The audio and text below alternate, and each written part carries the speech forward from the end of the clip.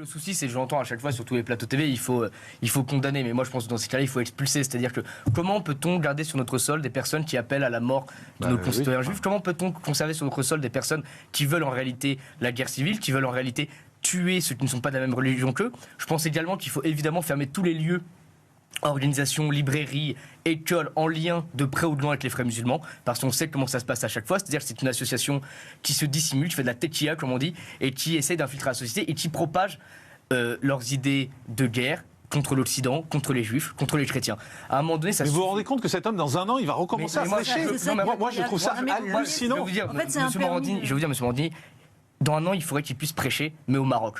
Dans un an, il faudrait qu'il puisse raconter ce qu'il a envie de raconter, mais pas chez nous. C'est-à-dire qu'à un moment donné... Je suis même pas sûr qu'il puisse le dire là-bas. Mais peut-être... Exactement. Parce qu'il n'aura même pas le dire. Vous avez raison, mais en tout cas, ce sera la responsabilité du Maroc. Mais en tout cas, cette personne-là, cet imam-là, doit dégager. Parce qu'à chaque fois entendre « je condamne fermement », il n'y a pas de condamnation pour ces gens-là. Il appelle à la mort. Il appelle à la mort de certaines personnes. Au meurtre, ça suffit. Et donc ces gens-là, il faut les mettre dehors, man militari. Et troisièmement, il faut empêcher maintenant les autres personnes qui propagent la même idéologie de rentrer sur notre sol. C'est un préalable extrêmement important d'empêcher cette migration. Stanislas Rigaud, président de Génération Z. Maître, j'entends ce que vous dites et j'écoute avec intérêt. Vous pensez sérieusement que parce qu'il n'est pas en prison, il ne va pas pouvoir convertir, alimenter autour de lui un discours de haine envers les Juifs ou envers les Français? Vous ne pensez pas sérieusement qu'il n'aura pas accès aux réseaux sociaux, qu'il n'aura pas accès à des débats là où il habite? Vous pensez sérieusement qu'il ne pourra pas s'exprimer? Mais c'est du délire, c'est-à-dire que chaque personne qui pourrait alimenter leur idéologie islamiste ne devrait pas être en prison parce qu'il convertirait d'autres personnes. Moi je préfère, qu'il soit en prison... Attendez, laissez-le finir. Je préfère qu'il soit en prison et qu'il convertisse ou qu'il alimente un discours de personnes qui sont déjà pour beaucoup d'accord avec lui, plutôt qu'il aille chercher des personnes qui n'ont pas encore son idéologie, qui n'ont pas encore son radicalisme. Et je préfère accessoirement, oui, qu'il soit déchu de sa nationalité. Vous dites plutôt non. Moi, écoutez, je dis plutôt oui, parce qu'à un moment donné, la défense... À part que la loi, ce qu'il vous a expliqué, il s'est basé sur la loi. Il vous a expliqué que la loi ne le permettait pas. Même en se basant sur la loi, il dit plutôt non. Mais moi, je vous dis, c'est ça, à un moment donné, la loi... D'accord. Un changement... Stanislas Rigaud, vous étiez en Israël, vous, à entendre dire Israël assassin? Écoutez, vous avez 100% raison, c'est-à-dire qu'en fait, il y a un endroit où ce sont des terroristes, le Hamas. Moi, je me suis rendu sur les kibbutz justement il y a maintenant quelques jours. J'ai vu les traces de sang dans les maisons, j'ai vu les jouets de bébés qui traînaient par terre, j'ai eu l'occasion de me rendre au centre, avec Eric Zemmour, au centre médico-légal pour voir les corps de près. J'ai vu les matelas de bébés ensanglantés, j'ai vu tout ça de très près. À un moment donné, il y a un camp où c'est le Hamas. Le Hamas, ce sont des terroristes, tout le monde en France n'arrive pas à le dire, qui ont pour devise, et je vais vous la lire parce que c'est important de le rappeler, je ne la connais pas par cœur, mais je vais la lire, bien sûr, mais pas tout le monde. La devise du Hamas, c'est Allah est sa cible, le prophète est son modèle, le Coran sa constitution, le djihad est son chemin, et la mort pour l'amour d'Allah est le plus élevé de ses souhaits. En face, il y a Israël, qui a subi des milliers de morts sur son sol, dans des conditions absolument atroces. Encore une fois, je le rappelle, quand on voit les bunkers dans lesquels ils peuvent s'enfermer en cas de bombardement, qui ont été tenus, la porte a été tenue par le père de famille, et qu'on voit les restes des enfants trucidés, etc., on comprend bien que ce n'est pas simplement une guerre. Ce sont des massacres, sciemment, avec l'envie de commettre une barbarie. En face, on a Israël. On a le droit de ne pas être d'accord. Moi, je ne suis pas pour l'ingérence. Je ne suis pas là pour être le porte-parole ni de Tsahal, ni de M. Netanyahou. En revanche, il faut une réponse militaire.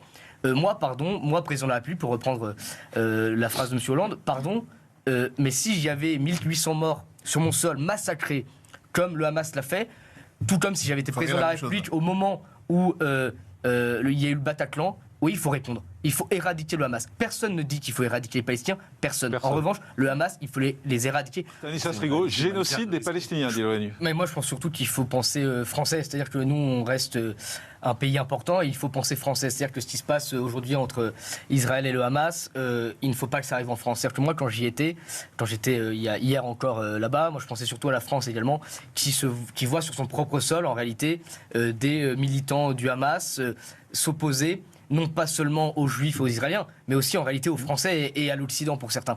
Et je pense qu'il faut aussi avoir ce biais-là qui est national. Moi, je pense que notre intérêt premier, il est français. Et donc, dès lors qu'il y a des associations terroristes comme le Hamas, qui en réalité est jumelle avec les djihadistes, avec le Hezbollah, etc., il faut être en capacité de réagir sur notre sol et de défendre les Français. Dans un deuxième temps, oui, il est évident que la situation, elle est peut-être insoluble en réalité, elle est peut-être irréconciliable parce que le Hamas veut la destruction d'Israël, veut éradiquer Israël, et aujourd'hui, en face, les Israéliens vont évidemment vouloir tuer jusqu'au bout tout personne du Hamas, et on va se retrouver sur une situation extrêmement compliquée. Aujourd'hui, on ne peut pas négocier avec le Hamas. C'est ça le sujet de fond, c'est-à-dire qu'on ne peut pas négocier tant que ceux qui dirigent la Palestine sont des terroristes. Et c'est là le sujet de fond, je pense qu'il faut être... La bande de Gaza, hein, c'est... Pardon ? Oui, pardon. La bande de Gaza. Le Hamas, ils étaient soutenus par qui?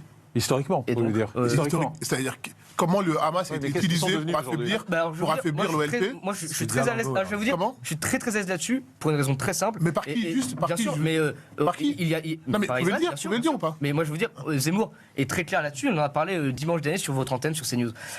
Évidemment, c'est un jeu assez classique. En réalité, Israël, notamment, a utilisé le Hamas. Se réjouissait même d'avoir le Hamas, Bien sûr, d'accord. Ok. pour faire monter le On est bien d'accord. Mais aujourd'hui, D'accord, ok. pardon, je suis pas sûr qu'on puisse tomber dans Contre les progressistes musulmans. je suis pas sûr qu'aujourd'hui on puisse tomber trop dans ce discours-là, parce que ce serait expliquer qu'en réalité ce soit Israël qui ait souhaité les Non, massacres mais- qui ont été perpétrés. Non, on est en Aujourd'hui, train de faire de la... le sujet de fond, on fait tous sauf une discussion de café. et ça il faut le dire aussi à toutes les personnes en France qui s'excitent. Ils sont où les dirigeants du Hamas?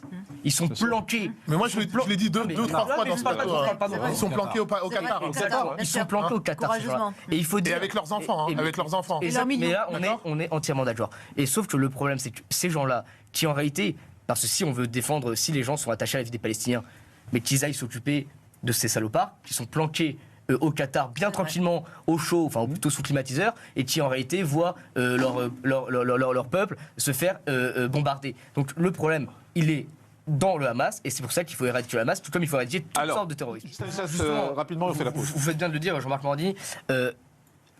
Là, on parle des bombardements israéliens contre la bande de Gaza, mais de l'autre côté, ça bombarde aussi. Bien Nous sûr, étions on à n'en El parle pas, oui. il y a 3 jours. Oui. Oui, il y a la sirène qui retentit parce que ça bombarde. Oui, oui.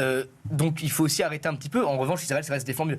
Mais il y a quand même un sujet, c'est que dans la réponse, moi je ne supporte pas ce truc-là de réponse proportionnée ou pas. C'est-à-dire quoi, réponse proportionnée? C'est-à-dire qu'en réalité, il devrait aller faire la même chose que le Hamas pour que ce soit proportionné. C'est-à-dire qu'il devrait rentrer à Gaza Non, mais- dans des pick-up Bah, s'il faisait et la les même- décapiter. Ça, Comment c'est proportionné? Comment? Il devrait faire quoi alors si vous voulez une réponse proportionnée, c'est-à-dire quoi? Quand Il devrait on dit- rentrer au Hamas dans des pick-up, choper les familles, les égorger et les tuer. Ça, c'est de la proportion, c'est ce qu'ils ont fait. Non. Non, mais si, allez. Non, ça, Et c'est là non, où c'est un non, bug, non. en fait. Stanislas Rigaud, c'est de l'antisémitisme, ce qui a été dit. C'est des propos qui le sont, en tout cas, vraisemblablement. Et en tout cas, moi, ce que je veux dire à M. Revel, je suis évidemment d'accord avec ce qu'il a dit dans l'ensemble, mais c'est pas un dérapage. C'est-à-dire que c'est pas un propos sur un plateau. Isolé. Oui, et puis à 6h du matin, à l'antenne, où il vient de l'apprendre, et bon, c'est écrit, c'est quelque chose d'écrit, il sait qu'il est fort, il sait par qui il va être soutenu. Meurice, surtout, ce qui me fascine avec ces gens-là, c'est qu'ils se la jouent antifascistes d'opérette en permanence. C'est les premiers à voir le diable revenir, le nazi revenir. Mais lui, par contre, il se croit tout permis. Mais vous savez, Charlotte Von Honecker, sa collègue et son ancienne acolyte, elle s'amusait à grimer Éric Zemmour en nazi, à lui faire des Je l'ai moustaches rappelé hier, ouais. de nazi. Ces gens-là sont des... Ils ont réussi à la virer, hein, également. Bien sûr, Enfin, non, elle est pas le pour week-end. ça. Elle est le week-end. Mais pas pour ça. Et à un moment donné- Avec lui, d'ailleurs. en fait, ce sont des grands hypocrites. Ce sont des personnes qui détestent les Français, qui leur crachent dessus parce qu'à un moment donné, ça suffit. Alors, Ils sont payés, c'est les impôts des Français qui les payent, ces gens-là, et ils se permettent de dire ça, mais c'est honteux.